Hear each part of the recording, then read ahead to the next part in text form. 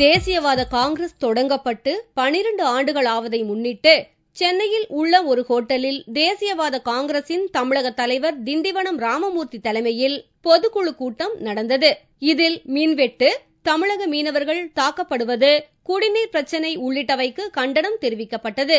அதன்பின் பேசிய அந்த கட்சியின் மாநில தலைவர், அரசு நிர்ணயித்த கல்வி கட்டணத்தை வசூலிக்காத தனியார் பள்ளிகள் மீது நடவடிக்கை எடுக்க வேண்டும் என்றார்.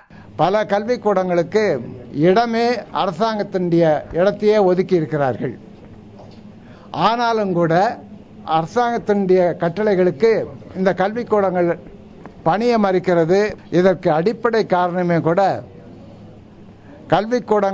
கூடங்களை நடத்துபவர்கள் மிக பலர் அரசியல்வாதிகளாக இருப்பதும் அரசியல் செல்வாக்கு படைத்தவர்களாக இருப்பதும் என்பதையும் நாம் நினைவு வேண்டும்.